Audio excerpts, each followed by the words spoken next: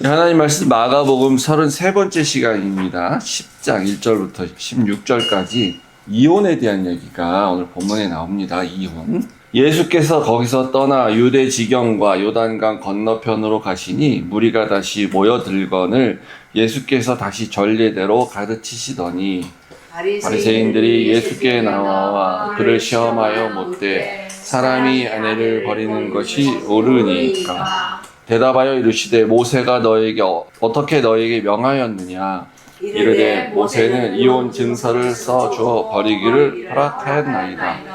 예수께서 그들에게 이르시되 너희 마음이 완악함으로 말미암아 이 명령을 기록하였거니와 창조 때부터 사람을 남자와 여자로 지으셨으니 이러므로 사람이 그 부모를 떠나서 그 둘이 한 몸이 될지니라. 이러한즉 이제 둘이 아니요 한 몸이니 그러므로 하나님이 짝지어 주신 것을 사람이 나누지 못할지니라 하시더라. 집에서 제자들이 다시 이 일을 물으니 이르시되 누구든지 그 아내를 버리고 다른 데에 장가드는 자는 본처에게 간음을 행함이요 또 아내가 남편을 버리고 다른 데로 시집가면 간음을 행함이라. 사람들이 예수께서 만져주심을 바라고 어린아이를 데리고 오매 제자들이 꾸짖거늘 예수께서 보시고 노하여 이르시되 어린아이들이 내게 오는 것을 용납하고 금하지 말라. 하나님의 나라가 이런 자의 것이니라. 내가 진실로 너희에게 이르노니 누구든지 하나님의 나라를 어린아이와 같이 받들지 않는 자는 결단코 그곳에 들어가지 못하리라 하시고 그 어린 아이들을 안고 그들 위에 안수하시고 축복하시니라. 아멘. 하나님 아버지, 우리 말씀을 보면서 하나님 나라에 대해서 계속 가르치시는 예수님을 보게 됩니다.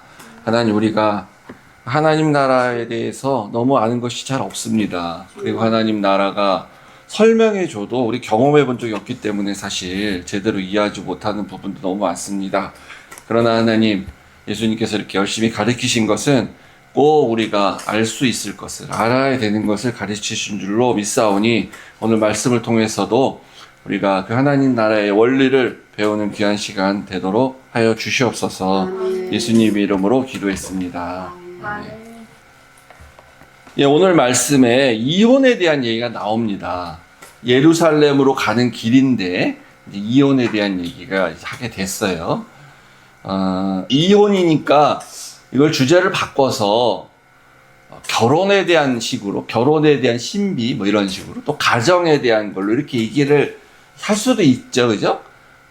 근데 그렇게 하면 좀 핀트가 안 맞는 거고요. 오늘 본문은 확실하게 예수님이 뭐 가정 이런 얘기를 하려고 하신 게 아니고 이혼에 대한 얘기를 하신 거예요, 분명하게. 그래서 우리가 이렇게 바꿔서 얘기해도 그 말이 그 말일 수 있지만 이혼에 대한 포커스로 얘기를 해야 되는데 이제 사실은 좀 교회에서 껄끄러운 얘기고 쉽지 않은 얘기입니다. 왜냐하면 우리 주변에 또 우리 교회 안에도 우리 한국교회나 미국교회 안에도 이혼한 가정들이 그리고 또 재혼한 가정들이 많다라고 우리가 이제 생각하고 알고 있기 때문에 참 어려운 주제인데 제가 이제 어떤 그 통계를 보니까 대한민국의 이혼율이 47.4%다. 이게 2002년도에. 그러니까 두 쌍 중에 한 쌍은 이혼한다는 얘기잖아요. 이러면요. 그런 걸 보고 그때, 정말? 이게 너무 아는 거 아니야? 정말인가? 근데 이제 그전부터도 어떤 말을 이렇게 들었냐면, 한 30% 된다. 3분의 1 된다. 이런 얘기를 이제 이렇게 많이들 했어요. 그래서 이제 제가 한국에 있을 때 우리 누나가 농담으로 내 친구 누구도 이혼을 했는데 우리도 만약에 이제 우리 누나랑 나랑 두 명이잖아요. 우리도 혹시 형제가 3명 있었으면 그 중에 하나는 이혼했을 거다 이제 이런 얘기를 해서 세 쌍 중에 한 명이라니까. 그래서 그렇게 맞나? 그런 이제 또 이렇게 한국에서는 잘 몰랐는데 미국에 와서 이렇게 보니까 특히 또 교회 안에서 보면 또 바깥에서도 만나는데 정말 그 이혼한다는 사람들을 좀 많이 봤습니다. 그래서 이민 사회에서 특히 또 이민 교회의 이 중에 정말 이혼한 사람들이 많고 한 30% 되나 보다. 47%막 이렇게 그래서 증가해가지고 그렇게 됐나 보다. 이렇게만 생각을 하고 있었어요. 그러니까 이혼에 대한 이런 얘기를 하는 게 이렇게 좀 넘어가고 싶으니까 그런 건데, 근데 넘어가면 안 되니까, 그래서 다시 이렇게 그 비율을 정말 그런가 하고 제가 어제 이렇게 쭉 찾아봤는데, 요 이혼율에 대한 조사는 좀 문제가 많습니다. 그러니까 그 47%가 나왔다는 해도 어떻게 계산을 한 거냐면, 그 해에 결혼 신고를 한 쌍을 그 해에 이혼 신고를 한 비율로 나눈 거예요. 그래서 47%가 나온 거야. 근데 원래 그렇게 계산하면 안 되거든요. 왜냐하면 결혼은 그 해에 딱 해서 신고를 했지만 이혼한 사람들은 그 해에 결혼한 게 아니거든요. 그게 자꾸 오래전부터 10년 전부터 결혼해갖고 그 해에 이제 이혼을 한 거죠. 누적돼 있거나 이제 이런 거. 그러니까 이게 통계를 사실은 내기가 보니까 이게 쉽지가 않고 정확하지가 않은 거예요, 사실. 그래서 근데 그렇지만 이제 통계와 이 사회 구조를 조사하기 위해서 이제 이혼율을 조사하는데 조이혼율이라는 게 있답니다. 말이 어려워. 조이혼율. 그러니까 이게 이제 영어로 하면 드래프트하게, 러프하게 조사를 한다는 건데 어떤 거냐면 인구 1000명이 있는데 이 사람들한테 물어봐서 당신 이혼했냐? 안 했냐? 이렇게 했을 때 나오는 이 조사가 조이혼율이래요. 근데 여기는 결혼 안 한 사람들, 애들도 다 들어가 있는 거예요. 그러니까 이거 정확하지 않죠. 근데 국가 간에 비교할 땐 이걸로 비교를 할 수밖에 없대요.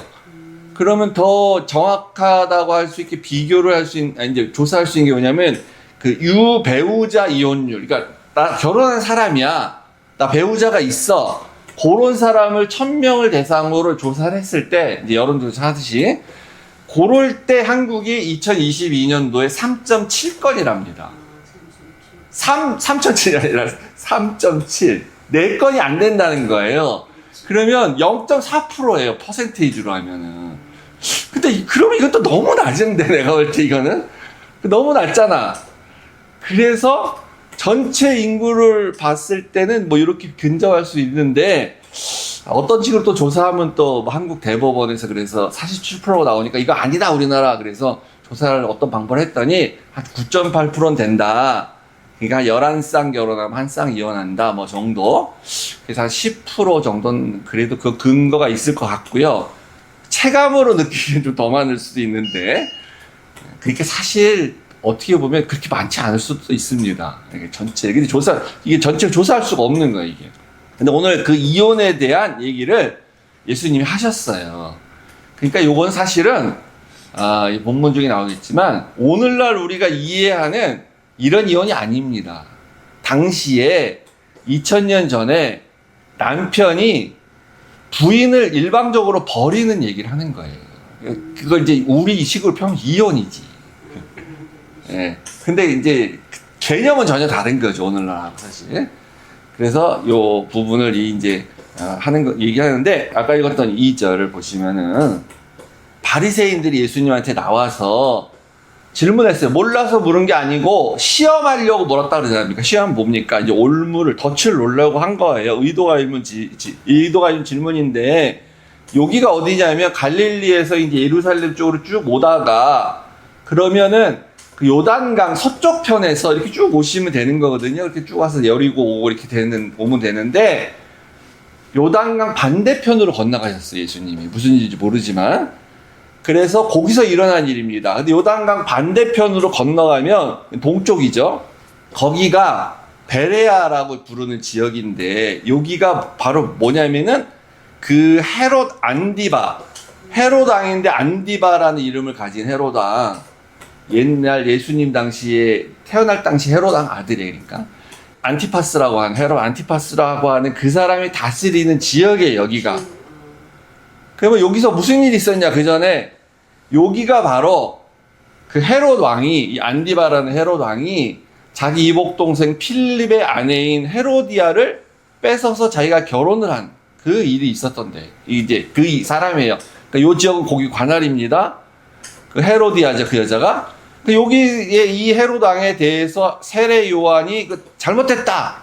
너는 율법을 어겼다. 이게 하나님 뜻이 아니다라고 지적하는 해서 세례 요한이 잡혀서 죽게 됐잖아요. 거기입니다. 그래서 이렇게 물어봤을 때 이 의도는 야, 율법을 생각해봐. 포괄적으로 봤을 때 당연히 버리면 안 되지, 아내를. 그리고 남의 아내를 뺏어서 와서 결혼하면 안 되지. 요렇게 예수님이 딱 가르치시면 요거는 헤로당과 헤로디아의 눈밖에 나는 정치적으로 걸리는 문제인 거예요. 근데 이제 모세 그 명에 근거해서 예수님이 이혼증서 써줬으면은 버려도 돼. 이혼해도 돼. 그렇게 하면은 율법에 걸려요. 왜냐하면 모세가 그렇게 말은 했지만 빌립이 이혼증서를 써주지도 않았을 거고, 써줬는지 아닌지 모르지만 그 안에 헤로디아에게. 그리고 유대인 여자가 남편한테 이혼해달라고 할 수는 없어요. 그건 율법이 허락하지 않아요. 그래서 세례 요한들이 잘못됐다고 말한 거예요. 그리고 이렇게 말하면 율법에 이제 걸리는 사람이 되는 거예요. 그러니까 예수님은 예전에 여러 번 안식일에도 일하시고 뭐 이렇게 병자도 고치고 이러면서 율법 시비가 많았잖아요. 그럴 때는 예수님이 야, 니네가 지키는 율법이 틀리는 거야. 내가 맞아. 이렇게 얘기했습니다. 근데 이 경우는 아니라는 거죠. 질문에 대답을 하는 걸 보면 그 율법은 맞는 거야. 이렇게 얘기를 하고 계신 거예요. 근데 대답은 직설적으로 하지 않으시고 시비와 이렇게 꼬투리를 잡지 못하게끔 이렇게 대답을 하십니다. 그러면서 예수님이 오히려 반문을 해요. 그러면 3절에 보시면 모세가 너희에게 어떻게 명했냐 이 얘기를 하시는 거죠. 모세가 너희한테 어떻게 명했냐. 왜 하나님이 어떻게 너희한테 옛날 구약시대의 조상들한테 명했냐라고 묻지 않을까요? 하나님은 이런 얘기를 하신 적이 없어요. 이혼에 대해서. 모세가 말을 했습니다. 모세가. 그랬더니 이 사람들이 딱 알고 있는 대로 말했습니다. 4절에 모세는 이렇게 말했죠. 이혼 증서를 써주면 버려도 돼, 부인을. 그렇게 허락했다는 거예요, 자기 백성들한테. 요 근거가 뭐냐? 요게 신명기 24장에 나오는 말인데 1절부터 4절에 이게 쭉 읽어보시면 하나님이 하신 말씀처럼 보이지만 이게 하나님이 하신 말씀이 아니에요. 이건 모세가 한 말입니다. 근데 모세가 하나님의 권위로, 하나님 권위 아래에 하나님을 대신해서 말을 한 거죠, 당연히. 하나님이 직접 말씀하신 여러 법이 있는데 그 법에 근거해서 이런 경우에는 이렇게 해야 된다, 해도 된다라고 말을 한 겁니다. 그러니까 허락을 한 거예요. 유대인 말처럼 정확히 허락한 거예요. 뭐라 그랬냐면 결혼을 했는데 와서 살다 보니까 이 여자한테서 굉장히 내가 수치감을 느낄 수 있는 어떤 일이 발견이 됐어요. 나 너무 불쾌해. 나는 기쁘지 않아. 그러면 나 이 여자랑 도저히 못 살겠다. 그럴 경우에 우리 이혼했어. 확실하게 이혼 증서를 써서 다시 친정집을 보내라는 거예요. 그러면 이 여자는 재혼할 수 있어. 이렇게 말했습니다. 결혼해도 돼. 이렇게 합법적으로 이렇게 할 수 있다는 겁니다. 그러니까 유대인 이 후손들은 다 어떤 생각을 했냐면 이혼이 안 된다라는 생각을 안 했어요. 모세가 이렇게 말했기 때문에 이혼은 할 수 있어. 어떤 경우에 수치되는 일이 발견되면 그럼 정당한 거야, 다. 그래서 유대인 남자들이 어떤 거를 이제 생각했냐면은 뭐가 수치된 일이냐, 요거만 연구한 거예요. 이혼을 해야 되냐, 안 해야 되냐 연구한 게 아니라. 그래서 이제 그 모세 이후의 후손 중에 율법을 해석하는 학파들이 있었는데, 샴마이라는 사람이 있었고, 힐렐이라는 사람이 있었습니다. 그래서 삼마이의 주장을 따르는 사람들이 삼마이 학파인데, 요 사람들은 딱 요렇게 얘기했어요. 요건 간음한 게 발견됐을 때. 그러니까 이 여자가 결혼한 이후에 간음을 했던지, 아니면 이 천연잘고 결혼을 했는데, 보니까 처자가 아니야. 나중에 보니까. 무슨 증거가 있을지 모르지만. 그래서 율법에도 보면 처자가 아닌 경우에 어떻게 해라, 이런 법이 나오지 않습니까? 그래가지고, 거기 발견됐을 때, 그런 거예요. 그러니까 혹시나 결혼한 지 10달이 안 됐는데 갑자기 임신해서 애를 낳았다든가, 이런 경우가 생길 수 있는 거죠. 그래서 신약시대 예수님 당시에도 약혼을 하고 한 1년에서 2년간 신부를 데려가지 않는 겁니다. 혹시나 그 사이에 부정한 일을 했을까봐. 기간을 두는 거예요. 근데 이제 예수님의 이제 모친이신 마리아가 그때 애를 갖게 돼서 이제 문제가 되는 거죠. 이게 이제 성령의 잉태하심으로 동정녀 이제 잉태를 하신 건데, 그래서 이제 요 가늠한 거다. 그 경우에만 되는 거야. 근데 마침 또 예수님이 산상수훈에서 말씀하실 때 가늠한 것 외에는 이혼하면 안 된다. 부인을 버리면 안 된다. 이렇게 말씀하셨잖아요. 그래서 이게 이제 힘을 얻는 것처럼. 우리가 봤을 때 요 정도면 타당하죠. 가늠한 여자야? 그거 어떻게 살아? 안 되지. 이건 말이 안 돼. 그런데 이제 그 힐레락파라는 데는 요것도 포함이 될 수 있어요, 당연히. 불쾌하게 만들었으니까. 근데 조금 광범위하게 해석을 했습니다. 이 간음은 하진 않았는데 남편을 불쾌하게 만들었어, 부인이. 그러면 뭐 수만 가지가 나오겠지. 아무리 엄격하게 한다 그래도. 예를 들어서 음식을 너무 못해. 도저히 너랑 못 살겠다. 뭐 손님이 왔는데 뭐 무례하게 해서 나 창피해서 못 살겠다든가. 하여튼 뭐 이런 식으로 이렇게 확대해서 한 거예요. 그러면은 어느 쪽이 더 문제라고 생각합니까? 처음에는 제가 볼 때 힐레락파가 더 문제라고 생각이 들죠. 왜냐면 이거 남편 맘대로잖아. 지 멋대로. 아무거나 걸어서 그냥 너 이혼이야. 이거 마음에 안 들어. 이렇게 할 수 있으니까. 근데 그런 것도 물론 그런 면이 없지 않아 있어요. 근데 제가 보기에는 겉으로는 힐레락파가 문제인데 이제 사실은 이 샴마약파가 더 문제라고 보여져요. 왜냐하면 여자 입장에서 보면, 남자 입장에서 보면 그게 문제인데, 간음하지 않은 여자인데 간음이라고 뒤집어 씌워하고 쫓아내면 이 여자는 그 다음에 이제 살아가지 못하는 거예요. 재혼도 못해. 그러니까 오히려 이유는 간음이야. 근데 남편이 이 여자는 너무 음식을 못해서 내가 쫓아냈어. 근데 너 어디가 재혼해라고 말해주면 이 여자 살아갈 길이 생기는 거예요. 오히려 남편이 자비를 베푸는 거죠. 이렇게 되면. 근데 이 여자는 가늠한 여자라고 하면 이제 돌에 맞아 죽든지 아니면 이혼해도 재혼이 안 되는 거죠. 그러니까 사실은 여자 입장에서 보면 이게 오히려 남자가 이런 걸 핑계로 쫓아내면 안 되지만 쫓아냈을 때 이 여자는 그냥 못생겨서 내가 쫓아냈어. 이렇게 하는 게 살아갈 수 있는 방법을 주는 겁니다. 그래서 이렇게 모세가 요렇게 허락하지 않았냐라고 이제 이 6대 바리새인들이 얘기를 한 거예요. 근데 예수님이 그 얘기를 이렇게 설명을 해주는 거죠. 그래, 허락은 했는데 그건 뭐냐면 하나님의 말은 아니야. 그건 원래 그 뜻은 아니야. 근데 모세는 당연히 하나님의 그 가르쳐 주신 원리에 따라서 하나님의 권위에 근거해서 말을 한 거예요. 율법에 근거해서.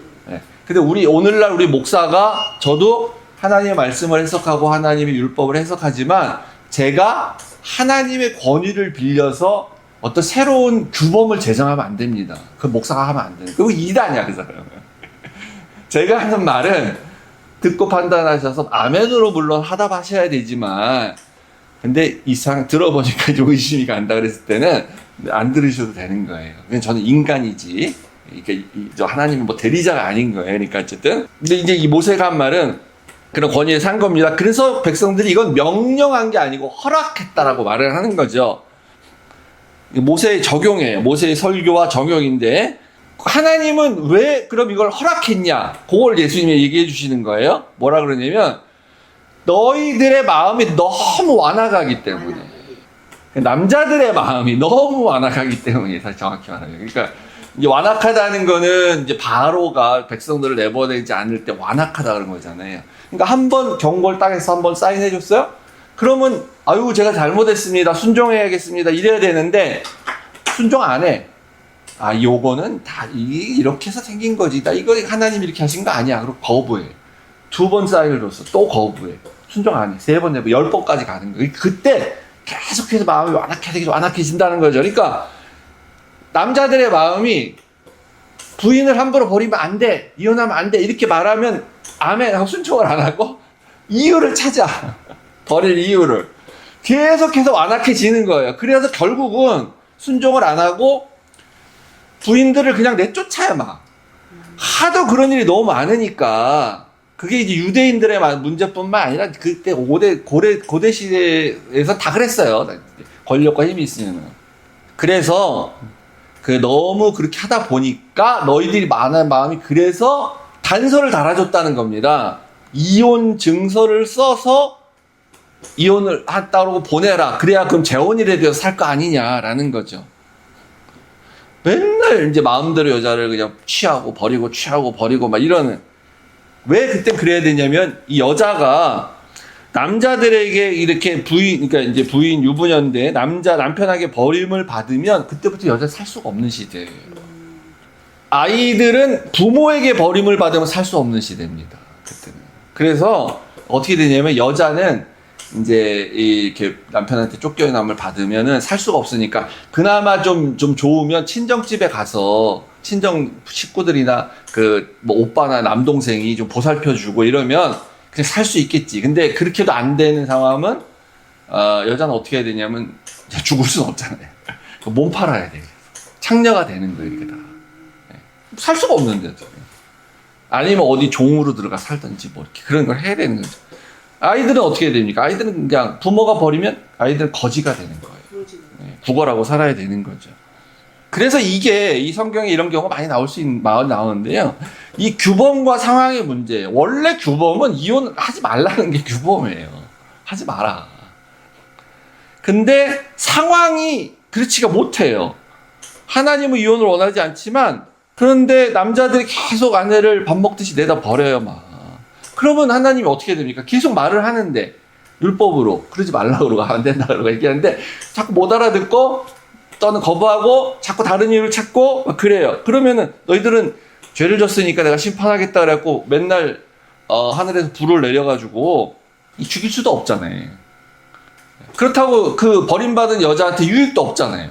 그래서 이혼 증서는 뭐냐면 이혼을 하라는 수단이 아니에요. 이혼을 장려하고 이혼을 하라는 수단으로 준 게 아니고 요런 조건도 있고 이게 까다로우니까 함부로 버리면 안 되고 그러니까 증서까지 써줘야 되고 이것도 어디 가서 좀 허락도 맡아야 되고 뭐 이런 게 있으니까 함부로 뭐 이렇게 찍찍찍 써줬다고 되는 게 아니니까 웬만하면 이혼하지 마. 그렇게 해서 한번 다시 속박하는 의미예요. 다시 한번 좀 생각해봐. 이런 거죠. 이게 이 법의 취지가 이렇게 해서 이렇게 모세가 말을 한 겁니다, 이게. 근데 항상 법꾸라지들이 문제죠, 항상. 법의 취지는 그건데, 법꾸라지들은 항상 법의 문자만 해석을 합니다. 그거에 근거해서, 이혼증서 써주고 이혼하면 된다고 했잖아. 그러니까 이혼해도 된단 말이지. 이렇게 다 해석을 하는 거예요, 전부. 그래서 요 마가복음엔 나오지 않는데, 요 마태복음에 예수님이 이렇게 말씀하시니까 제자들이 뭐라고 했는지 아세요? 12제자겠지, 그 앞에 있었던. 아실 거예요, 말씀드리면. 아니, 예수님. 그런 거라면 누가 결혼을 하겠습니까? 어떤 남자가 결혼을 하겠습니까? 나 결혼 안 하고 차라리 혼자 살래요. 이게 당시 남자들의 생각인 거예요. 이렇게까지 까다롭고 어려워요? 막 이렇게까지 부인에 대한 어떤 그런 인권을 생각해야 돼요? 아유, 그냥 결혼 안 하는 게 낫겠어요, 차라리. 이랬다는 겁니다. 그래서 모세가 허락했다는 거, 명령한 게 아니고 허락했다라는 거죠. 그리고 나서 그러면 이제 원래 하나님의 원리는 이혼하지 말라는 건데 왜 그러냐? 그걸 간단히 말씀드리면 창세기로 돌아가서 창조 때의 원리를 봐라. 창세기에 하나님이 남자와 여자를 만드시고 그리고 그 사람이 창세기에서 남자가 부모를 떠난다고 했는데 이렇게 둘이 만나서 결혼을 하면 그때부터 둘은 한 몸이 된다는 겁니다. 한 몸. 추상적인 개념으로 우리가 우린 하나야. 우린 한 몸이야. 우리 한 몸처럼 생각해야지 라고 그런 어떤 문학적인 표현이라고 생각을 하지 말고 실제 한 몸이 된다라고 우리가 봐야 되는 거야. 실제 한 몸이 돼야 된다는 거야. 한 몸. 남자와 여자가. 그게 원래 하나님의 원리라는 거죠. 그러니까 한 몸이 되려면 어떻게 해야 됩니까? 그러니까 남자와 여자를 구분을 하면 안 돼. 그럼 한 몸이 안 되지. 남자 여자 다르니까. 그냥 남자 여자가 아니고 너도 인간 나도 인간. 너도 사람 나도 사람. 이렇게 생각해야 돼요. 그래야 한 몸이 돼. 같은 인간이기 때문에. 그래서 나는 너고 너는 나고 이렇게 그 연애 편지 쓸 때 고백하는 그런 문구가 그냥 신앙의 고백이 되고 물리적으로 그렇게 해야 된다고 생각을 해야 되는 거예요. 단순히 그냥 글로 쓰는 립 서비스가 아니고. 근데 어떻게 됐습니까? 아담은 립 서비스로 했거든. 내 뼈 중에 뼈요, 살 중에 살이요. 이렇게 말만 그렇게 한 거예요, 나중에. 그리고 한 몸이 안 되고 하나님이 주신 저 여자가 이렇게 해서 분리하잖아요, 자기가. 한 몸이 아니고. 그래서 한 몸이다. 우리 하나다. 네가 나고 나가 너다. 그러면 내가 거울을 볼 때 거울을 보면 내가 보이죠, 당연히. 그럼 내가 아내를 볼 때 내가 보여야 되는 거예요.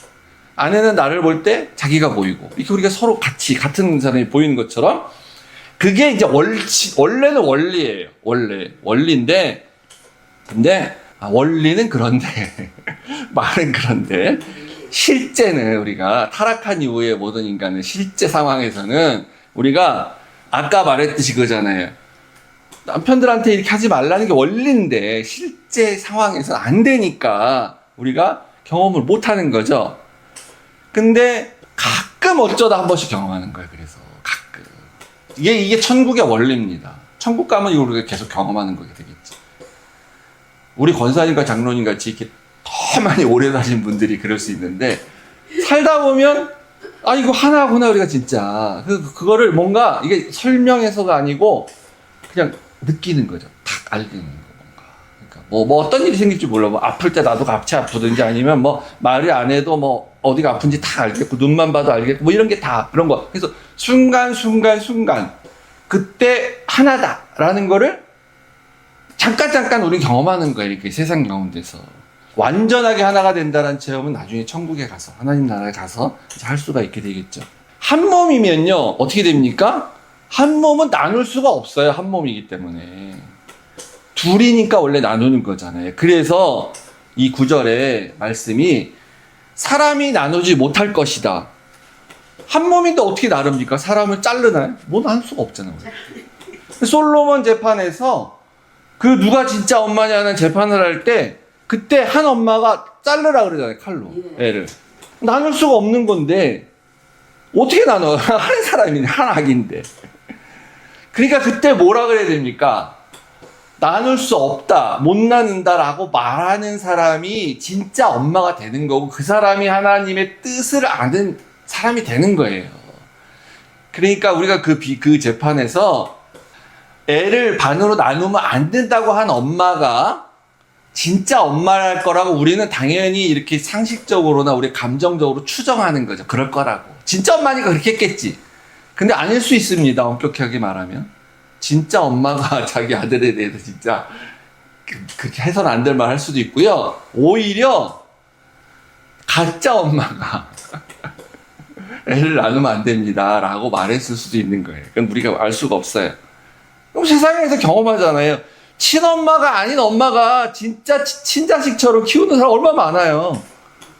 친자식인데 친엄마가 아닌 것처럼 자식을 학대하는 사람 얼마나 많습니까? 그러니까 하나님이 보실 때 진짜 엄마는 애를 나누면 안 됩니다. 나눌 수가 없어요. 이렇게 말해야 돼요. 그러니까 이 부부가 한 몸이니까 나눌 수 없는 거예요. 한 몸이니까. 그렇게 말하는 사람이 하나님의 뜻을 알고 원리에 맞는 사람인 거지. 그래서 제3자는 나눌 수 없어요. 당연히. 사람은 못 나눠. 이렇게 둘이서 한 몸이라고 생각하면. 근데 언제 나눠요? 둘이서 한 몸이 아니라고 생각하고 있기 때문에. 우리 둘은 각자야. 우리 둘은 이혼할 수 있어. 우리는 하나님이 스스로, 그러니까 하나님이 짝지어준 한 몸이 아니고 우리는 우리 스스로가 좋아서 만난 사람이기 때문에 우리는 한 몸이 아니야. 그러면 지금부터는 나눌 수 있는 거야. 누가 나눠? 판사가 나눌 수 있고 제3자가 사람이 나눌 수 있는 거죠. 판사까지 나누잖아요. 당신들 들어보니까 같이 안 사는 게 낫겠어요. 나 이혼하세요. 그래서 헤롯이 자기 이복 동생 빌립과 헤로디아를 나누는 겁니다. 헤로디아가 저 빌립은 이제부터 내 남편이 아니에요 이렇게 말하는 여자기 때문에 하나님이 짝지어 준 사람이 생각하지 않아요. 그래서 헤로디아는 왜 그게 가능하냐면은 이 로마인이에요. 로마 시민권이 있어요. 정확히 태생이 로마 혈통상으로 로마인지 모르겠지만 그때 당시에 로마는 여자가 남편한테 이혼을 청구할 수가 있습니다. 그래서 헤로디아는 난 빌립이랑 이혼하고 형인 헤로당 안티파스랑 결혼하겠다. 그가 더 권력자로 보이는지 아니면 뭐 남자로서 더 매력이 있었는지 모르겠죠. 그래서 오늘날 그럼 우리 아까 말씀드린 것처럼 그리스도인 가운데서도 많은 이혼이 있는데 우리는 어떻게 해야 되는가? 참 쉽지 않은 문제입니다. 당시에는 그래서 모세가 이혼 증서를 써줄 테니까 이혼을 하라라는 그렇게 허락을 할 수밖에 없었죠. 그러니까 그게 어떻게 보면 최선은 아니에요. 차선이에요. 차선책. 차악일 수도 있어. 어떻게 보면은. 그런데 의미는 있어요. 필요할 수밖에 없고 여자를 위해서 그렇게 한 거니까 사실은. 그래서 오늘날에도 다양한 차선책은 있을 수 있다고 저는 생각합니다. 저는 믿어요. 뭐 이혼 절대로 하면 안 돼 이렇게 말할 수는 없죠, 사실은. 저는 뭐 그렇게 심각한 문제가 있는 부부 상담을 해본 적이 없어서 절실하게 느끼지 못하겠는데, 뭐 선배들 말 많이 들어보면, 뭐 저 들어보면 막 정말 도저히 살 수가 없는 같이 교회 성도들인데 그런 얘기 많이 간증을 하잖아요. 그래서 내가 이렇게 해라 저렇게 해라 결정할 수 없지만 필요한 차선책은 당연히 오늘날에도 있어야 되지 않겠냐 이런 생각이 들고, 상상은 해요. 상상은. 그래서 항상 제가 딸만 둘이 있으니까 아니, 좋은 신랑을 만나 당연히 결혼했을 거라 믿는데 또 잘할 건데, 아니 나중에 얘기 들어보니까 막 우리 딸이 막 학대를 받고 살아. 막 맞고 살아. 예를 들어서 막 존중을 못 받아. 하여튼 막 이래가지고 너무 부부관계가 힘들고 막 도저히 안 되겠다 못 살겠다 막 이혼을 해. 손자 손녀가 있어도 이혼을 하지 않으면 도저히 못 살겠는데 아빠 그러면은 뭐 이 설교를 하면서 이혼하지 마라 이렇게 하게 생각이 못할 것 같아. 차라리 이혼해라. 그 심정 상상이 그렇다는 거니까 그렇게 되지 않아야 되겠지 우리 집에서. 사람이란 거 모르죠. 마음은 그렇다는 겁니다. 그렇지만 우리가 생각해야 될 건 뭐예요? 하나님의 원리는 한 몸이라는 겁니다. 일단 한 몸이에요. 그러니까 하나님은 허락은 하지만 원하시는 건 아니다. 그걸 예수님이 지금 말씀하시죠.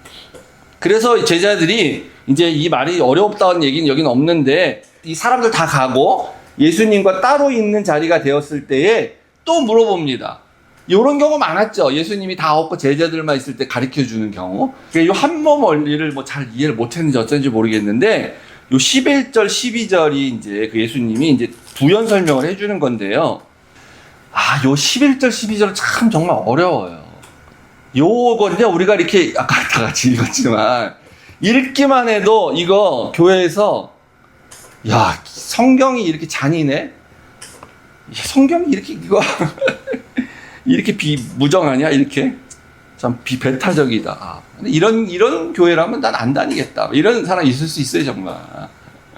자, 보세요. 아니 예수님이 간음 외에는 이혼해도 된다라고 했는데, 근데 이제 간음이 아닌 경우에 이혼을 했을 수도 있겠죠. 근데 그런 얘기 다 생략하시고 지금 뭐라 그러냐면 11절에 누구든지 그 아내를 버리고 다른 데로 장가드는 자는 본처에게 간음을 행하니요 라고 그랬어요. 자기가 간음 행하는 거니까 처가 있는 거예요. 아직도 있다고 봐야 된다는 거야 예수님 말씀은. 반대로 또 아내가 남편을 버리고 다른 데로 시집가면 간음을 행한 거다 아내가. 근데 여기에 마태복음은 요 말이 없습니다. 12절은. 요건 왜 있냐면 로마 시민들이 독자라 그런 거예요. 로마의 시민 여자들은 그럴 수가 있었기 때문에. 근데 합법적으로 이혼을 하고 당시에도 재혼을 했어요. 근데 왜 간음이 됩니까 그게? 여기서 예수님 간음이라 그러잖아요. 버리고 하면은. 버리긴 했지만 이혼했잖아. 어쨌든 이혼정서 쓰고 모세 이렇게 하라 그랬으니까. 그러면 7계명을 범하는 무시무시한 죄가 되는데 왜 이거를 간음한다고 그러는 거예요 도대체. 아까 읽은 신명기 24장에 보면요 그 뒷부분에 같은 말이 나오는데, 자 이렇게 해서 이혼했어요. 그래서 여자가 재혼을 했어요. 근데 3절에 보시면 둘째 남편하고 살았는데 그럼 한 번 재혼한 거죠. 그럼 요거 모세가 간음한 거라고 얘기하지 않습니다. 근데 예수님은 요렇게 갔을 때도 그 간음이라고 얘기하잖아요, 지금. 근데 이제 모세는 이렇게 한 번 재혼을 했는데, 둘째 남편도 이 여자가 미워져서 이혼을 또 했어. 그래서 이혼 증서를 써줬습니다. 그러거나, 어쨌든 둘째 남편이 죽어서 이 여자가 혼자 됐어요. 과부가 됐어요. 그랬을 경우에, 만약에, 그럼 이 여자는 세 번째 결혼을 할 수도 있는 거잖아요. 남편 죽었으니까. 또 이혼, 혹은 안 죽었어도 이혼 증서 받았으니까. 근데, 요렇게 됐는데, 첫째 남편이 가만 보니까, 내가 그때 쫓아내고 이렇게 이혼 증서 쓰고 이혼을 하긴 했는데, 좀 보니까 좀 후회가 돼. 사람이 또 저만한 여자가 없는 것 같아. 예를 들어서. 이렇게 하기도 하고, 뭐, 이렇게 된 또 마음이 바뀌었어. 그래가지고 만약에 그 전 남편이 이 여자가 이제 혼자 됐으니까 나랑 다시 또 살자 요러면 요거 간음이라는 거예요 모세는. 그러면 안 된다는 거예요. 근데 우리가 봤을 때는 이거 바람직하다고 보여지지 않습니까? 다시 결합하면은. 요거 간음이라고 얘기해요. 그러니까 이 말도 남자한테 경고하는 거죠. 함부로 버리면서 그렇게 왔다 갔다 하고 뭐 버렸다 다시 했다 뭐 이렇게 하면 안 된다라고 하면서 이렇게 경고하는 건데, 산상수훈에서도 예수님이 그렇게 요걸 그대로 인용해서 한번 얘기했어요. 근데 만약에 이렇게 한번 재혼했는데 요걸 간음이라고 하면, 그러면 명확하게 재혼하지 말아라 그래야지. 차라리 재혼하지 마라. 재혼하면은 금지, 재혼하면은 이제 간음이니까 금지다 이렇게 말을 해야 되잖아요. 그러니까 오늘날은 당연히 아닙니다. 당연히 아무 문제가 없어요. 이혼했고 재혼한 다음에 이렇게 가는 것은 오늘날 얘기를 하는 게 아니에요. 당시에 얘기를 하는 겁니다. 당시에 그랬다는 거예요. 그래서 이 신명기서에서는 이혼당한 여자가 둘째 남편과 결혼하는 것을 모세가 간음이라고 얘기 안 씁니다. 간음이라고 하지 않아요? 그런데 왜 예수님은 이혼하고 첫 번째 재혼하면 간음이다, 그거는. 여자 경우도 마찬가지고, 요렇게 얘기하시잖아요. 이게 바로, 이게 하여튼, 그래서 이게 굉장히 어려워요, 해석하기가. 정말 어려워요. 그래서 어떤 사람은 이거를 신랑 대신 예수님과 신부된 교회 얘기하는 거다, 이렇게 얘기하는데, 뭐, 그러면 은혜스럽긴 한데, 그렇게 지금 갑자기 그 얘기가 나오는 건 아닌 것 같고, 또 아니면은 이게 결국은 이혼하지 마. 이혼하는 거에 대해서 아주 특별히 강조라는 과장법적 해석이, 과장법적 표현이라고 해석을 하는 경우도 있습니다. 근데 아무리 이렇게 찾아봐도 이 부분을 명확하게 이렇게 해석하는 건 사실 없어요. 확실한 거 하나는 오늘날 얘기는 안 하려는 거예요. 분명히 아까도 말씀드렸지만 오늘날 이러면 안 된다는 그런 게 아니에요. 오늘날 얘기가 아닙니다. 그리고 또 한 가지 확실한 거는 요게 아까 제자들한테 얘기하셨던 한 몸 됨의 원리, 부부가 남자 여자가 만나서 한 몸이 된다라는 거에 대해서 다시 물은 거에 대한 대답이기 때문에 한 몸의 원리를 다시 부연 설명한 거다라고 이렇게 보는 게 정확합니다. 그러면 뭐냐면은 하나님은 본래 이혼을 원하진 않으신다. 그걸 한 번 더 강조하는 거죠. 그래서 그걸 과장법적으로 강조를 하는 거라고 볼 수 있어요. 그러니까 그렇게 생각해 보면요, 이 간음이 내가 이제 본인이 행하는 행위잖아요, 자기가. 그러면은 이 영향은 나한테만 있는 거라고 생각이 들잖아요. 그리고 조금 더 가면 이제 부부 관계, 내가 이제 간음을 했으니까 이제 바람핀 거니까 부인에게 혹은 남편에게 영향을 미치지, 이게 그렇게 크게 타인들한테 무슨 해를 미치고 뭐 그런 게 아니다, 그런 게 없는 게 아니냐, 이렇게 생각하기가 쉽죠, 우리가. 그래서 간통죄가 폐지가 됐잖아요, 한국에서. 사인 간의 어떤 개인 간의 그런 건데 그걸 어떻게 법을 처벌하냐 이래가지고, 그래서 그게 뭐 옳고 그름을 떠나서 이제 그렇게 됐어요. 근데 요게 생각해보면요, 사실은 광범위하게 영향을 미치게 되는 거예요. 내 가족에게 뿐만 아니라, 내 자녀에게 뿐만 아니라, 그 바람을 핀 대상의 자녀와 가족들에게도, 그리고 이제 또 그 사람의 또 배우자의 어떤 가족에게도 그렇게 다 영향을 미치게 돼요. 이게 가벼운 문제가 아니에요, 사실은. 그런데 만약에 내가 한 행위로 나만 영향을 받는 것가 아니라 나의 주변의 사람까지도 다 영향을 미치는 가벼운 행위가 아니라면, 요게 내가 하는 것에서 그치지 않고, 만약에 내가 다른 사람한테 간음을 하게 하면 어떻게 되겠습니까? 내가 간음할 뿐 아니라. 그러니까 이게 말이 좀 이상할 수 있는데요. 어떻게 뭐 다른 사람한테 간음을 하게 하냐? 불가능한 거 아니냐 그러는데, 이제 원리적으로 가능한 거죠. 심각한 거예요, 만약에 그렇게 되면.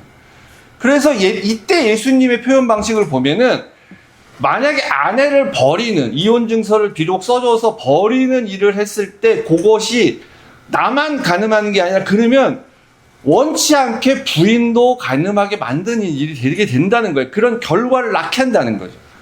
그래서 이혼 증서를 써줘서 이혼을 하면 결과적으로 그렇게 될 수도 있다는 거예요. 결과적으로.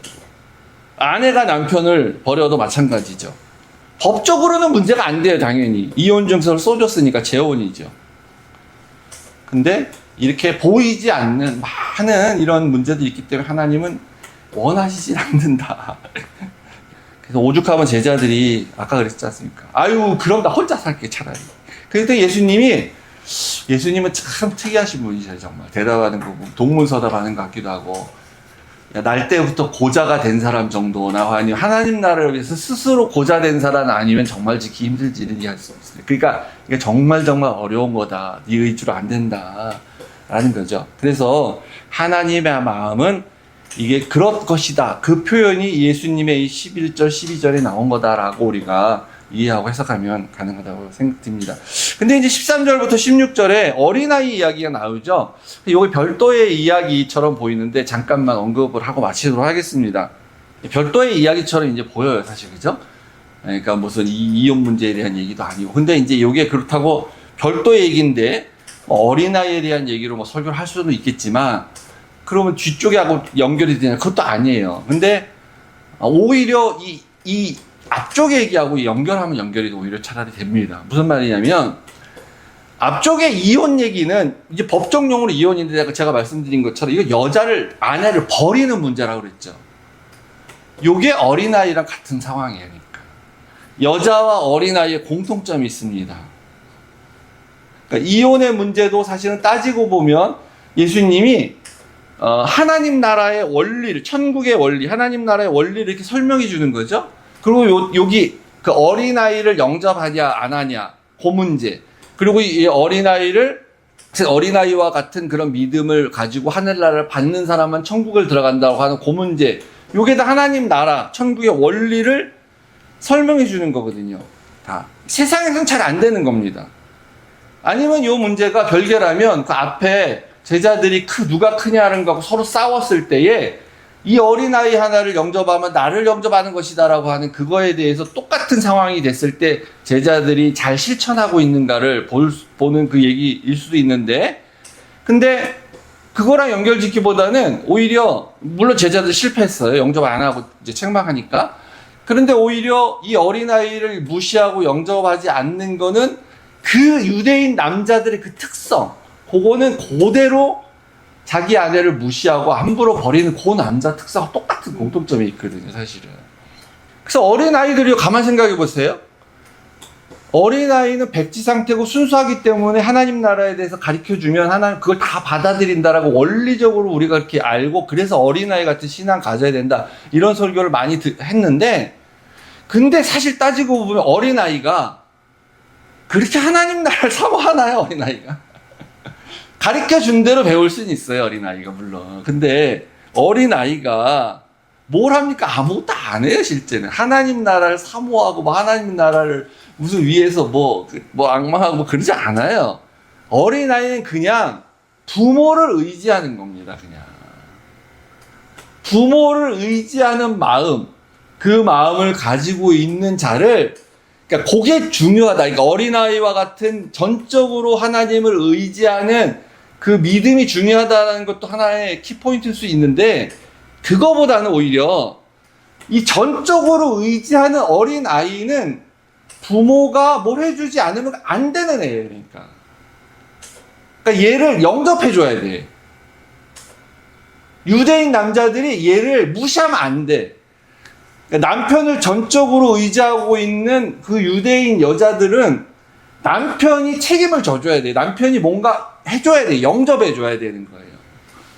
그러니까 이런 아이들, 이런 여자들, 이런 대상을 똑같이 존중하고, 이런 사람들이 하늘나라를 가는 그 마음이 뭐냐? 이런 사람들을 영접하는 거. 그러니까 존중하는 거, 대접해주는 거, 내가 책임지는 거.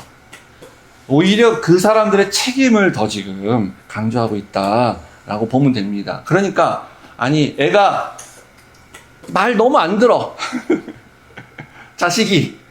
자식이라 사랑스러웠고 아우 귀엽거려도 애기 때는 너무 예뻐 그랬는데 크가니까 이게 말도 안 듣고 막 미운 5살이고 막 하는 짓마다 밉고, 그냥 청소년이 되더니 막 비행 청소년 되고 막 하여튼 막 속이란 속옷 다 썩이고 막 정말 힘들어.